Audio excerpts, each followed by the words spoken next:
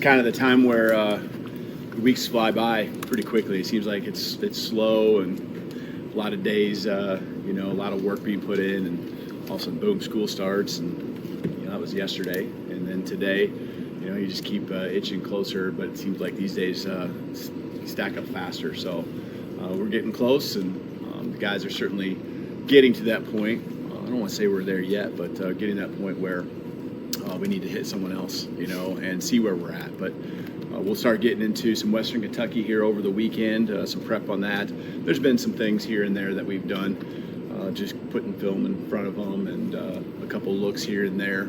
But this will really where we kind of dial in and focus specifically on them. So putting our depth charts together here over the weekend, got obviously a pretty good idea in all phases where things are going with most of them, but just really dialing in, and those details are the things we're really paying attention to right now. So questions? Yeah, before we get started, the Miami of Ohio coach accused you guys of tampering with the recruitment of Graham Nicholson. Did you have a response to that? I don't know anything about that, I guess, that comment. He entered the portal and we reached out to him. So that's how it goes, right? So we did everything that we were supposed to. He's an older player, coach, but what have you loved about Kobe Prentice, wide receiver in that room, kind of a veteran guy? Yeah, Kobe brings speed. He's got some experience. Just everything that I think can really fit well into the offense. He can play inside and outside, and so that's something that I think we're really trying to really groom all our receivers to do, is be very versatile. And I think that's an area where he's kind of grown his game probably through fall camp. But when he gets in space and someone's one-on-one with him, there's very few people that can keep up. We've seen that this spring, summer, fall camp, just the ability to run. And I think he's really, again, under Coach Shep and being pushed by the rest of the core, really done a good job, really improving his game. So I'm proud of where he's at and the direction he's going. You mentioned the depth chart. Just what's your philosophy on making that public before week one? I know some coaches have different feelings on that. Yeah, we'll probably do something where it's public, at some point throughout the week. A lot of it is also just kind of where it's at with our opponent too. That's really you kind of know, especially after week one. The week one game is probably the trickiest, but there's so much information on us that's out there already. I always kind of assume that is known by our opponent. So there'll be some things. I think for the most part, 90% of it is kind of already known. Obviously, the special teams pieces are still out there. The other 10%, or whatever you want to call it, I would say that some of those things are still kind of up in the air and going to be a work in progress and not solidified. If you got a depth chart, there might be some oars in different spots, and that's hopefully understandable. Kalen, a philosophical question for you. The past couple of years, you guys have gone on fourth down a good bit, and especially in your own territory a few times with that too. What is your mentality or just overall approach? I know each circumstance is different, but what kind of approach do you take to decisions in those moments? Yeah, this is something that I talk about with the team. We did this before the first scrimmage because we talk about being in those moments and those fourth down situations on both sides of the ball. And just what that means when we are going for it. Because I think it means that you have confidence that you can get it offensively, but it also means that you have confidence in a defense that can go out there and not just collapse if they're put in a tough spot where you come up short on the offensive fourth down conversion. So we specifically talk about that. We get in situations in scrimmages and move the ball situations all camp long, all spring long too, where we are very intentional on understanding when it comes to fourth down, it's just another play, it's another down. Yeah, it's an important one, but we can't just lock up and realize feel like it's do or die, and go out there and just execute the play, just do what we're supposed to. I think when it comes to the decision, I would say that the mindset is we want to be aggressive, but we're not going to be reckless. And that's what I tell the guys, that's what I tell the team. We're going to play a team game. And team game, means that if there's situations we really feel are favorable, situations where we feel like we can get it, or that we really need to based on the flow of the game even, we'll go for it. So, yeah, I think last year There were some right at the end of the season. But if you look at the numbers, it isn't like we're that much more. I'd probably say we're in the middle of the pack roughly on how many times we go for it, other than the championship game when you're forced to go for it. So, I don't think like we're reckless, but we take those right times and try to take advantage of them and go for it. How would you describe the importance of Courtney Morgan to the staff? Yeah, he's super critical. He's the guy. I mean, I know it's been said many times, but he's the guy that came down with me. When I got the opportunity to come here, and we just mesh so well. I feel like there's a trust that exists. I mean, there's a trust that I have with all our staff members, but having worked with him now, this be going on year 4, and known him for longer, that I understand what he's all about. Understand, he's relationship driven. That he does a great job of identifying and evaluating. He has a team that he leads. He leads in a way, and I think we've worked together to figure out the leadership and the way we want to operate. He doesn't probably like I would say, I don't micromanage every move and every minute of the day by people, but you really try to provide an environment where your staff, and in his case, his recruiting staff, for the most part, there's other elements to it too when you're the GM, but there's just a lot of elements that he just oversees, and we've continued to, I think, hire the right people and let them go work. And Courtney, when it comes to the recruiting piece, obviously we've been successful, and he's a major piece of that. And I'm excited for what's to come in the future with him here in this program for sure. Coach, you guys brought in a lot of help at safety with the portal, with Keon Sapp, Cam Howard, King Mack, those guys. How do you think they've come into the program being from somewhere else and kind of assimilated? Yeah, they're really important. From a starting position like Keon to just younger guys, and some depends on who you're talking about in different roles that are going to be really important for us in certain packages, not just depth in my mind. And so special teams, these guys have really come in. They're not just great players, but they're people and guys who really have blended in well and became really accepted with our team quickly. And that's a tribute to who they are as people and the work they put in. So I'm really appreciative of how important they've been, and every day, they just feel like they've been here forever, been part of this team, just like all these guys have been here 2, 3, 4 years. Coach, speaking of special teams, Neil Hibbett, long snapper going into his last season from Alabama. He was a guy that walked on, became one of the best long snappers in the conference. What have you learned about him in your first few months here in Tuscaloosa? Yeah.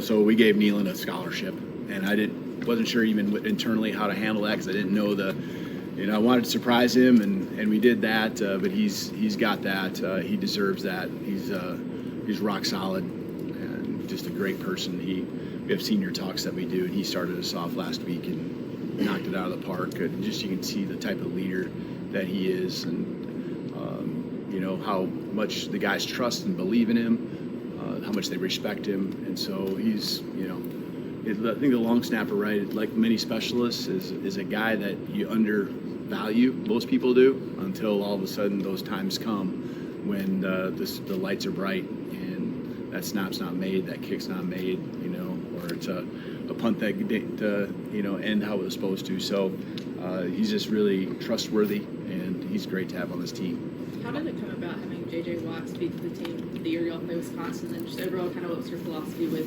the camp speakers and Roman? Yeah, I think there were some connections actually with him prior to even me being here, but I wanted to find guys, and we really had less speakers come in, because I wanted it to still be more about probably myself and our staff laying down the culture, and us taking those team meetings and as a first year group together, making it more about us. But it's been a great tradition, and it was exciting to carry on the tradition with J.J. Watt, Chris Paul, and we had a speaker kind of on life in general with Hunter Peakey come in too.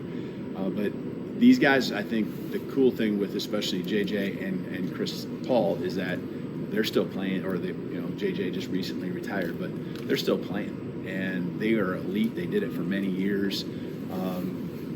I thought it was awesome having someone. It seems like you always bring in the offensive guys and the quarterbacks or whoever, and he came in and spoke from a defensive side of things and got a chance to spend some time with the D-line, and they picked up a few tricks too. So it was really cool. He had a great message.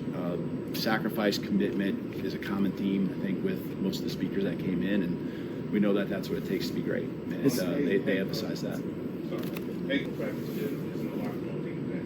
Yeah, I think there's levels to the leadership. We need every guy. I tell them if they have influence on anyone, they're a leader, which is pretty much our whole team. And these guys are the ones that were, for the most part, best of the best whatever high school they're at. So they're used to being leaders, and it doesn't mean that a freshman can't lead. We're gonna have some freshmen out on the football field that got to be great leaders out there this fall. But we have a unity council, which is another level and layer to the leadership. Then the captains, and that's just kind of how it was always felt. There's just this smaller group that you really can go to, that you feel certainly have the ears of the team and can get up in front of them. And I thought our team did a great job picking 4 guys that are gonna pour everything into every day, are gonna have great messages, not afraid to get up in front and say what they feel when it's needed most. But I'm also going to emphasize to our whole team that we have to have a whole team full of leaders. And so we just can't fall on those 4 guys. And I'm really careful to make sure I emphasize that because I don't want just those 4 guys feeling like the whole weight's got to be on them. We need a whole team. Obviously, scheme's a big part of it, but what would you say about your coaching style lends itself to developing quarterbacks? It seems like you've had a lot of success at that position. Is there an approach you have with them that maybe lends to that? Yeah, I would say it's an everyday thing. It's an every rep thing. When they come off, you want to be able to go through with them what they were thinking, what they could, do better, what their, just thought process, execution, all of that. And so there's tools you got to teach them. And, I feel like for the most part, what they come in with emotion and things like that, probably 85-90% of that is what you're going to have to work with. So it's not about overhauling a throwing motion or anything like that. It's about really them grasping football, them grasping what it takes to win, teaching them to be great leaders. You're working footwork drills, you're working, accuracy, you're working all those type of things too. But just the mental piece, I think, is so important. And them, feeling comfortable with what you're doing. I don't ever want them running a play where there's a split, just even a doubt in their mind of anything, whether it's them or that someone else doesn't know what they're doing that's lined up with them on the field. So it's just being in sync with them, and as a quarterback, having that communication, whether it's the coordinator and the quarterback, myself, with both of them, that's just so critical to be aligned and know our response, because the quarterback's going to be seeing his body language, his what he says. We talk through all that, not just daily, but after almost every set of plays. We're talking about those things, and I'm highlighting it and with them, emphasizing it with them. And I think just when you keep stacking those moments on top of each other, that's how you develop a great quarterback. After 18 practice. 2019 is when you first crossed paths with Nick Sheridan at Indiana. Mm-hmm. What did he show you that year that made you want to bring him with you to Washington and then down here to Tuscaloosa to win the FC? There's a lot of things, but I'd say it would be a combination of just a brilliant mind, helping me bring our offense into Indiana that year, and him being able to be that, liaison, or just that set of ears that could decipher, evaluate, process with me what was going to be the smoothest way for us to make that happen. He did that also when we went to Washington. Just really having a big picture view, understanding the things that you got to have a successful offense, whether it's week 1 or week 12, whatever time of the season it is. Knowing the tools you need, the concepts, the formations, the wrinkles, seeing defenses, being able to, just mentally, just quick, make decisions. Just a bright coach, and I could see it right away. And then there's the personality side, where he has great relationships with his team, with the coaches on the staff. He's a team player through and through. But just all of those things, just people you want to align yourself with. And so saw that really quickly. I told him over and over, especially, that was 5 years ago. I wasn't at that spot when I was that age. and I told him over and over again, and know he's got a bright future, not just as an offense coordinator, but as a head coach someday. After 18, Sheridan yesterday talked to us a lot about education and the emphasis that you put on it with the team starting classes. And I wondered a couple of other aspects of education. What the challenges are with, say, a kid who reclassifies late or transfers who are coming in from other schools where are their credits going to transfer, that sort of thing. Yeah, from that standpoint, we can't take those guys until we have approval that everything is in good standing, and so that deals with compliance and be able to get into majors and things like that. But I'm proud of our guys. Academically this spring they had a 3.2 GPA as a whole team for the semester, and they had 85 of 123 of our players this spring had over a 3.0, and they're getting degrees. And this summer it was almost right at that same number with the GPA. That's a time when they know the season's coming, and summer I've seen some places it's a little more low key with the academic focus.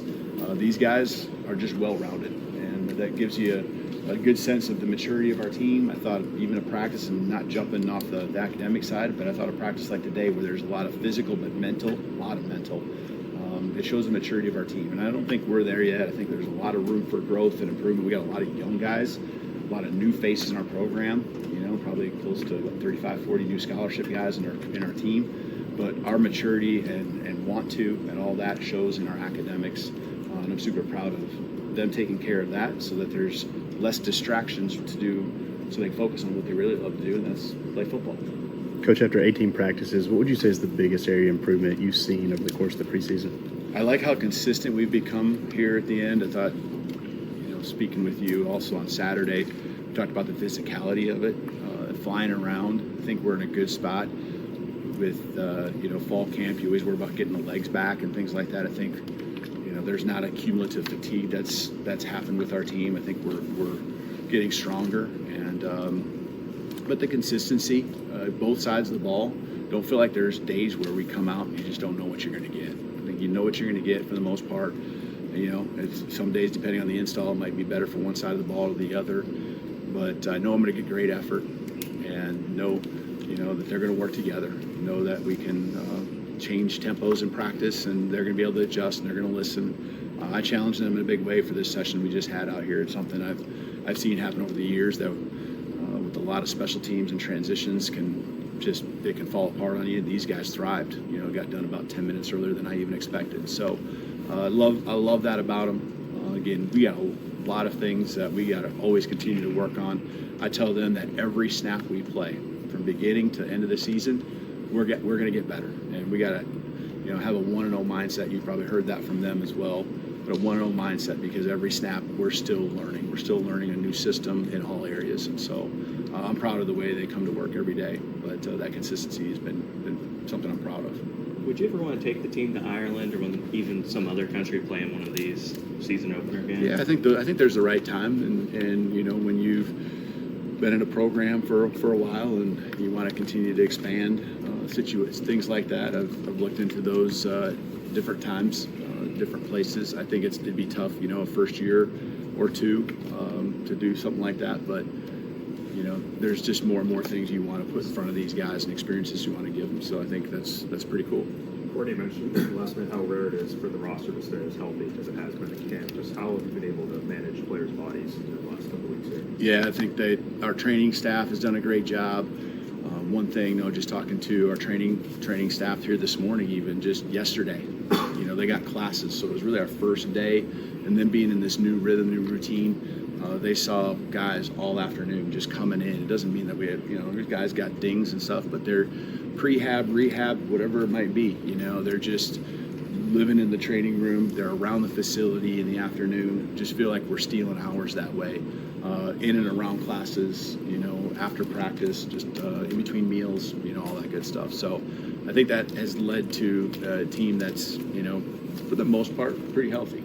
So that's what's going to take, because every rep, like I said, is going to be really important for our growth and development. Ryan Williams, Xavier Brown, I'm just curious, what have you seen from those freshmen through fall camp? Yeah, they're just both, so advanced in different ways. Might be athleticism and also just maturity and understanding what the commitment is. That at that age, I think a lot of guys don't realize what it really takes, and they still probably don't completely understand, but they're farther along in figuring that out than most guys that come in. And so they've been thrown in there and realized there's opportunity, and I love how they've not just taken it for granted that more and more are going to come. So where they're working through, and you guys saw, Xavier working through his he got dinged up a few weeks back, and that showed a lot right there that he wants to be out there. Just not that there was an option or anything, but we went out there and wanted to go get some reps, and easily could have said, I'm not comfortable yet, and been on the sideline a little bit more. But they're getting better. They're going to continue to get better because of just how young they are still. Coach, the SEC put out its tiebreakers for the SEC championship coming up in December. Did you get a chance to look at that? And if so, what are your thoughts of those tiebreakers? Yeah, someone sent it to me. I just took a screenshot of it and haven't really digested it and gone through it. It's something I was going to do here the next day or two. Hey, Coach, Last one. Hey, Coach, can you talk about how Gino Van Martin's looked in practice and just replacing Jaden Robertson right now? I know you said Jaden was going to be ready for week 1, but just how he's looked just stepping in at that tackle position. Yeah. Stepping in at that offensive line. Yeah, Gino, you said? Yeah. Yep. Gino, he's, the reason he came in is for exactly what we're looking at. He's a guy that's got some snaps under his belt. You really don't feel like, you're losing much. That's not, a knock on Jaden. Jaden's exceptional, and he's a standard. But, that Gino can come in and just 18 practices in, or even less than that, come in and play guard, play center. He's done a great job. And the thing I'd say about Gino is he loves the work. I think it was probably 2 or 3 days into it. I saw him in the hallway this summer and just asked him how things are going. And, in his own words, I can't say those words right now here, but in his own words, he expressed that he loved the work that these guys put in. He loved just the mindset, and that's really cool to hear because he's like, these are the hardest workouts I've ever been through. It says a lot about him wanting to be great, and you can see that out there. He's refining. He's working on it every day. He's getting better at snapping the ball. He's getting better at playing guard here this week for sure. So I'm just really appreciative that he's here with us. That's 100%. All right, thanks. Awesome. Coach. Thank you, Coach. Thank you.